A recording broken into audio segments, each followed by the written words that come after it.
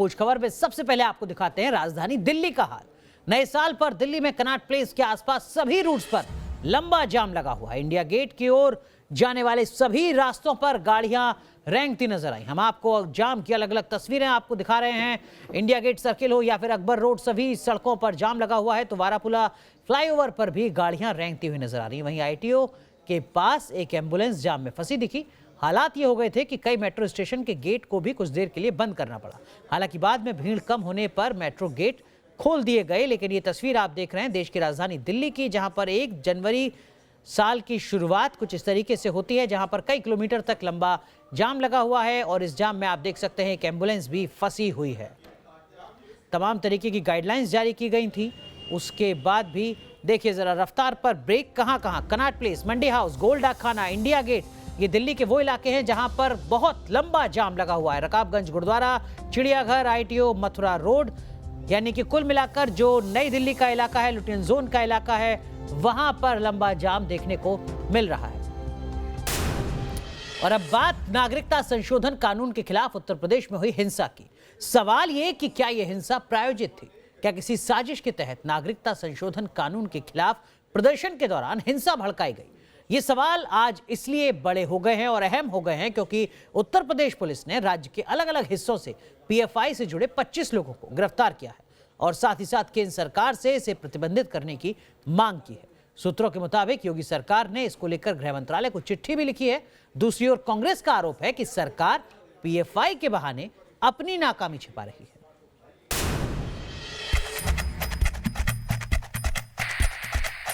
क्या 19 दिसंबर को उठी आग की इन लपटों में साजिश थी? क्या पुलिस पर उस दिन चले थे साजिश के पत्थर? क्या पाकिस्तान के इशारे पर सुलगाया गया था उत्तर प्रदेश? अब यह सिर्फ सवाल भर नहीं है। इस हिंसा पर अब योगी सरकार ने बड़ा एक्शन लिया। राज्य के अलग अलग हिस्सों से यूपी पुलिस ने हिंसा के आरोप में 25 लोगों को गिरफ्तार किया। इनका रिश्ता कट्टरपंथी संगठन पीएफआई से बताया जा रहा है। योगी की पुलिस और मंत्री दावा कर रहे हैं कि पीएफआई ने यूपी में हिंसा की साजिश रची। देखिए, जिस तरह के उनके पत्रक मिले हैं, जिस तरह से हमारी पुलिस एजेंसी और सुरक्षा एजेंसियों ने उनके पास से जो उनका सिलेबस मिला है और जिस तरह से उनका आप साइट देखिए खोलकर उन्होंने जो लिखा है, साफ तौर पर यह दर्शाता है कि आईएसआई के इशारे पर यह संगठन काम कर रहा है। चूंकि ये इसका गठन केरला में किया गया और केरला से उत्तर प्रदेश के तमाम जिलों के अंदर इसकी जड़ों को मजबूत करने का काम उनके कुछ कार्यकर्ता कर रहे थे और ये एक सिमी का नया रूप है। खुफिया सूत्रों के मुताबिक पीएफआई यानी पॉपुलर फ्रंट ऑफ इंडिया पिछले 2 साल से यूपी में अपनी जड़ें मजबूत करने में जुटा है। पीएफआई का गठन 2006 में किया गया था। इसका मुख्यालय दिल्ली में है। पीएफआई पर देश विरोधी गतिविधियों में शामिल होने के आरोप लगते रहे हैं। 2012 में केरल सरकार ने इसे सुरक्षा के लिए खतरा बताया था और अब यूपी सरकार इसे सीएए के खिलाफ हुए प्रदर्शन के दौरान हिंसा का जिम्मेदार बता रही है। यूपी सरकार ने इस पर बैन लगाने के लिए केंद्र सरकार को चिट्ठी भी लिखी है। नहीं, वो बिल्कुल सही है। पीएफआई की बहुत भूमिका आ रही है सामने में, तो होम मिनिस्ट्री इस बारे में सबूत देकर तय करेगा। उनके खिलाफ बहुत मर्डर और किडनैपिंग के आरोप हैं, वो उनका और सिमी का अंतरंग संबंध है। लेकिन इस बारे में कुछ भी निर्णय होम विभाग के द्वारा किया जाएगा। पीएफआई को लेकर अब खुफिया एजेंसियां भी अलर्ट हो गई हैं, तो दूसरी ओर बैन को लेकर सियासत गर्म है। कांग्रेस नेता पूछ रहे हैं कि क्या योगी सरकार पीएफआई की आड़ में अपनी नाकामी छिपाना चाहती है। उत्तर प्रदेश सरकार को पहले ये बताना चाहिए कि जब तक ये घटनाएं नहीं हो गई तब तक उन्होंने नाम क्यों नहीं लिया पीएफआई का, और इनका इंटेलिजेंस विभाग ने उसने क्यों नहीं अवगत कराया कि ये। हालांकि पीएफआई ने अपने ऊपर लग रहे आरोपों को खारिज किया, लेकिन सवाल यह है कि अगर पीएफआई के खिलाफ संदिग्ध गतिविधियों में शामिल होने के पुख्ता सबूत हैं तो फिर क्यों इस संगठन को पैर पसारने का मौका मिला। बताया जाता है कि आज ये संगठन न सिर्फ उत्तर प्रदेश, न सिर्फ देश की राजधानी दिल्ली, बल्कि देश के बड़े हिस्सों में इसका नेटवर्क देखने को मिलता है। आप देख सकते हैं इस नक्शे के जरिए दिल्ली, उत्तर प्रदेश, बिहार, झारखंड, असम और इसके साथ साथ पश्चिम बंगाल भी और केरल भी, ये वो इलाके हैं, ये वो सूबे हैं जहां पर इस नेटवर्क, इस संगठन का नेटवर्क लगातार बढ़ा हुआ नजर आता है। और अगर बात करें अकेले उत्तर प्रदेश की, देश के सबसे बड़े सूबे की, तो देखिए जरा, ये वो जिले हैं जहां पर पीएफआई का नेटवर्क है, पीएफआई सक्रिय है। बिजनौर, मेरठ, सीतापुर, बहराइच, गोंडा, बाराबंकी, आजमगढ़, वाराणसी यानी पश्चिमी उत्तर प्रदेश से लेकर पूर्वी उत्तर प्रदेश तक। दिल्ली के सियासी दंगल की अब बात करते हैं। दिल्ली में सीएए पर हुई हिंसा पर सियासी संग्राम मचा हुआ है। सीएए को लेकर हिंसा पर बीजेपी के तेवर बेहद आक्रामक है। बीजेपी इस मुद्दे पर कांग्रेस और आम आदमी पार्टी को कटघरे में खड़ा कर रही है, तो वहीं आम आदमी पार्टी की तरफ से भी पलटवार किया गया है। जो सार्वजनिक संपत्ति का नुकसान हुआ उसके लिए कांग्रेस और आम आदमी पार्टी जिम्मेवार है। दिल्ली में मौसम का पारा गिरा हुआ है, लेकिन सियासी पारा चढ़ चुका है। दिल्ली में अभी चुनाव की तारीखों का ऐलान नहीं हुआ है, लेकिन इसकी आहट साफ महसूस की जा सकती है। नए साल के पहले दिन सबसे न्यू ईयर विश की उम्मीद की जाती है। दिल्ली में न्यू ईयर के पहले दिन चुनाव के पहले ही सियासी कड़वाहट साफ नजर आई। मुद्दा सीएए के खिलाफ दिल्ली में हुए विरोध प्रदर्शन से जुड़ा था और बीजेपी ने आम आदमी पार्टी और कांग्रेस पर प्रहार किया। केंद्रीय मंत्री प्रकाश जावड़ेकर ने आप और कांग्रेस पर संगीन इल्जाम लगाए। दिल्ली जैसे शांत शहर में नागरिकता कानून पर जानबूझकर माइनॉरिटी के मन में संभ्रम पैदा करके जो अशांति का माहौल तैयार किया और जो सार्वजनिक संपत्ति का नुकसान हुआ उसके लिए कांग्रेस और आम आदमी पार्टी जिम्मेवार है। बीजेपी का हमला तीखा था और आम आदमी पार्टी ने पलटवार करने में देर नहीं लगाई। आम आदमी पार्टी की तरफ से पलटवार की कमान संभाली संजय सिंह ने। भाजपाइयों का बहुत पहला रिकॉर्ड है, पुराना ही ये लोग बार बार उसी चीज को दोहराते जा रहे हैं। कोई सबूत, कोई प्रमाण, कोई आम आदमी पार्टी के नेता का इन्वॉल्वमेंट कहीं तक मिला दूर दूर तक। और इनकी 56 इंच की पुलिस क्या कर रही है? उसने कोई कार्रवाई की आम आदमी पार्टी के नेताओं के खिलाफ? तो मेरा सिर्फ ये कहना है कि पूरा देश ये जानता है कि भाजपा ही एक दंगाई पार्टी है। पूरे देश में नफरत, फसाद, दंगा फैलाना इनका काम है। दिल्ली में अब हर मुद्दे को सियासी ट्विस्ट देने की कोशिश हो रही है। दिल्ली की कच्ची कॉलोनियों को लेकर बीजेपी और आम आदमी पार्टी के बीच पोस्टर वॉर देखा जा चुका है। बीजेपी और आप में इन कॉलोनियों को रेगुलराइज करने के लिए क्रेडिट लेने की होड़ मची है। अब दिल्ली हिंसा पर बीजेपी के तेवर बेहद आक्रामक है, वहीं आम आदमी पार्टी भी जवाब देने की कोशिश कर रही है। डिफेंस फोर्सेस के लिए नए साल में नए युग की शुरुआत हुई है। आज देश के पहले सीडीएस विपिन रावत ने पदभार संभाल लिया है। सीडीएस की कमान संभालते हुए नए सीडीएस ने अपने मिशन को साफ कर दिया है। बेहतर कोऑर्डिनेशन और टीम वर्क, यही मूल मंत्र है जिससे भारतीय सेना नए साल में नई ऊंचाइयां हासिल करेगी।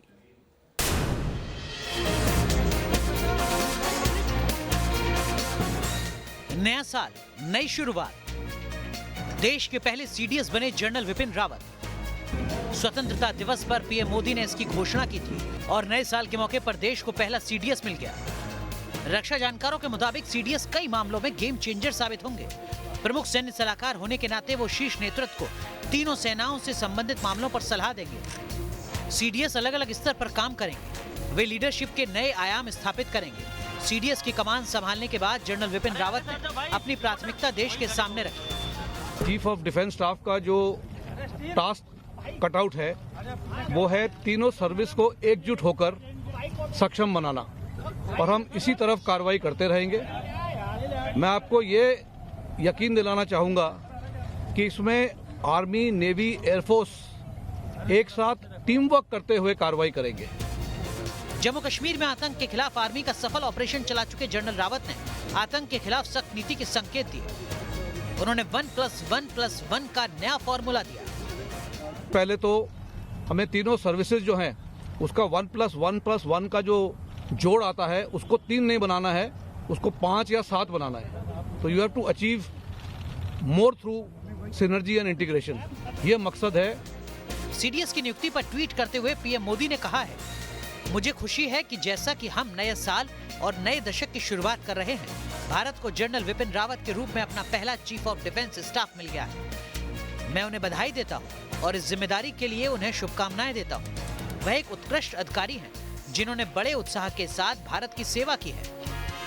सीडीएस के लिए साउथ ब्लॉक में अलग सचिवालय के साथ साथ अलग मिलिट्री अफेयर्स विभाग बनाया गया है। लेकिन सबसे ज्यादा आकर्षण का केंद्र है नए सीडीएस की यूनिफॉर्म और उनका फ्लैग। सरकार ने साफ कर दिया है कि सीडीएस अपने पेरेंट सर्विस की यूनिफॉर्म ही पहनेगा। यानी अगर जनरल विपिन रावत थल सेना से ताल्लुक रखते हैं तो वो थल सेना की ही यूनिफॉर्म पहनेंगे, लेकिन उनके सर पर जो टोपी होगी वो अलग होगी। ये कैप सीडीएस के लिए खासतौर पर बनाई गई है। इस ऑलिव टोपी के बीच में मैरून रंग की एक पट्टी है। सीडीएस का जो झंडा है वो भी मैरून रंग का है, जिसके साइड में तिरंगा है और एक तरफ प्राइस सर्विस का लोगो है।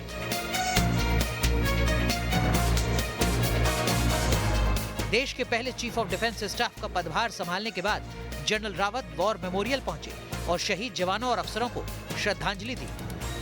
सीडीएस के साथ कोऑर्डिनेशन के बाद जो एक्शन लेना होगा वो सीडीएस से मैंडेट के बाद सेना लेगी, और जो डेली वर्क है चीफ का उसमें सीडीएस की कोई दखलंदाजी नहीं होगी। इसलिए नए साल में नए संकल्प के साथ भारतीय सेना अपने कर्तव्यों को अंजाम देने जा रही है। जर्नलिस्ट राकेश रावत के साथ रविकांत राय, न्यूज़ नेशन, दिल्ली।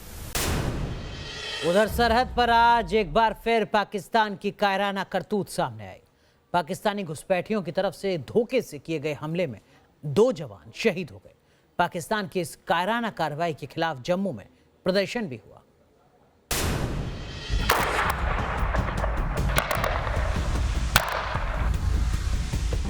सरहद पर पाकिस्तान को करारा जवाब।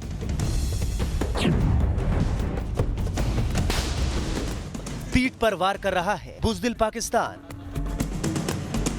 सरहद पर बार बार घुसपैठ की कोशिश।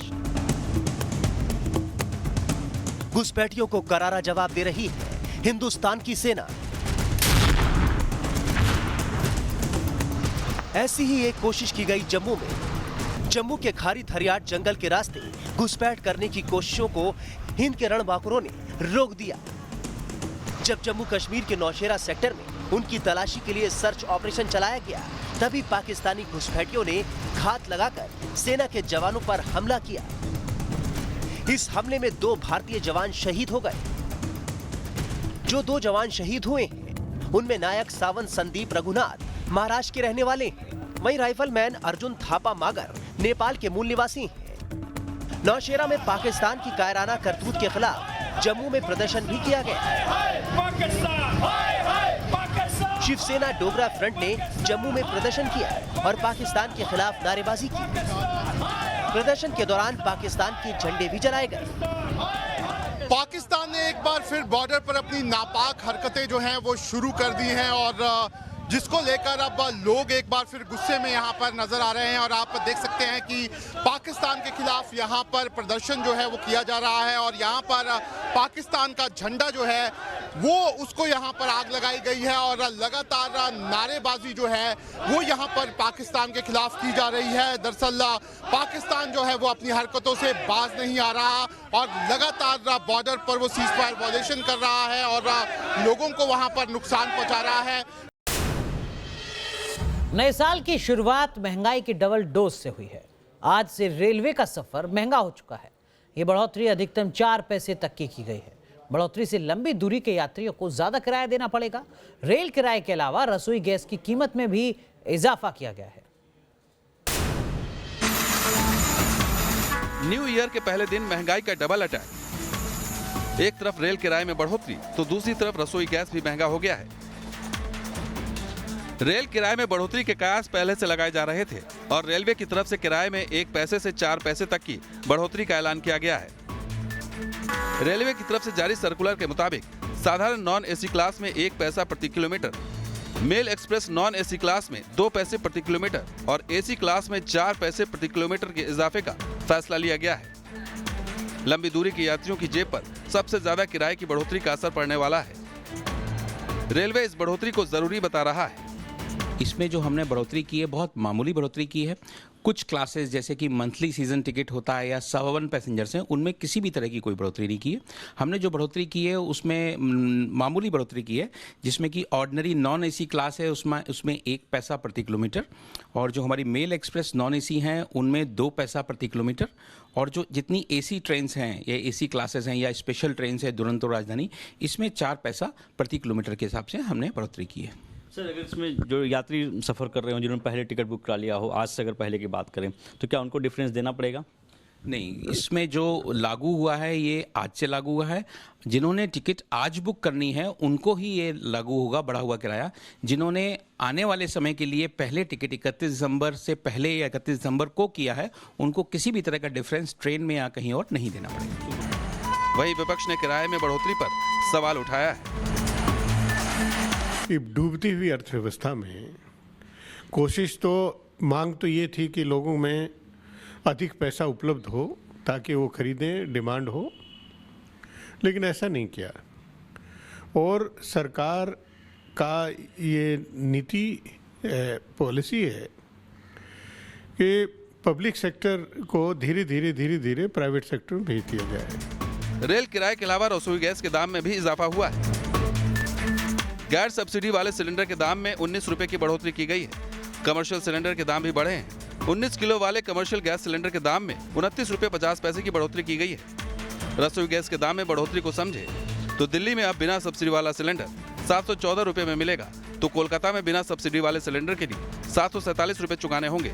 मुंबई में 684 रुपए 50 पैसे तो चेन्नई में 734 रुपए में गैर सब्सिडी वाला सिलेंडर मिलेगा।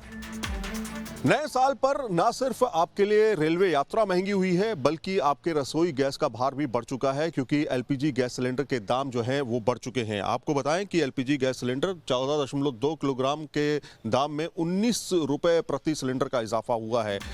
नए साल में गैस कंपनी ने महंगाई का जो अटैक किया है उससे लोग नाराज हैं। वैसे पिछले साल सरकार ने रसोई गैस के दाम में कटौती कर लोगों को न्यू ईयर गिफ्ट दिया था, लेकिन इस साल गैस सिलेंडर के दाम में इजाफा कर दिया। जल्द ही हिंदुस्तान अंतरिक्ष में कामयाबी की नई इबारत लिखने वाला है। इसरो ने आज नए साल के लिए अपने मिशन का ऐलान किया है। इसरो प्रमुख ने चंद्रयान 3 और गगनयान मिशन के बारे में जानकारी दी।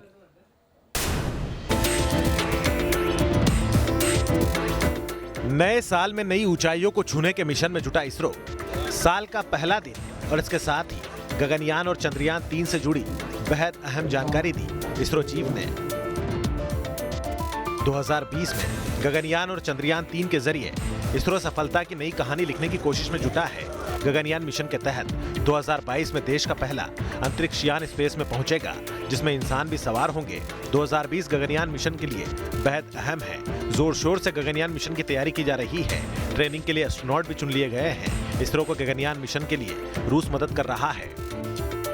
Based on that Russians medical checkup, 4 people now they are identified for the astronaut training. Now these 4 people will undergo training in Russia. Gaganyaan के साथ ही चंद्रमा के लिए इसरो चंद्रयान 3 के प्रोजेक्ट में भी जोर शोर से जुटा है। इसरो की तरफ से इसकी पुष्टि की गई है। 2021 तक इसे प्रक्षेपित भी किया जा सकता है। केंद्रीय मंत्री जितेंद्र सिंह के चंद्रयान 3 से जुड़े बयान के बाद इसरो ने चंद्रयान 3 की पुष्टि की है।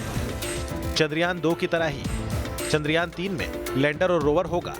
चंद्रयान 3 मिशन में 250 करोड़ रुपए की लागत लगेगी। 2 अहम मिशन के अलावा इसरो 2020 में दूसरे स्पेस पोर्ट बनाने की मुहिम में भी जुटा है। दूसरे स्पेस पोर्ट के लिए भूमि अधिग्रहण भी शुरू कर दिया गया है। दूसरा स्पेस पोर्ट तमिलनाडु के तूतीकोरिन में होगा। चलिए अब आपको चीन से आई एक अद्भुत तस्वीर दिखाते हैं। एक साथ बर्फ में दौड़ लगाते 1-2 नहीं बल्कि 10,000 घोड़े। ऐसी तस्वीर बहुत कम देखने को मिलती है। ये तस्वीर चीन के जिनजियांग प्रांत की है। इस इलाके में पर्यटन को बढ़ावा देने के लिए इस तरीके के कार्यक्रमों का आयोजन लगातार होता रहा है।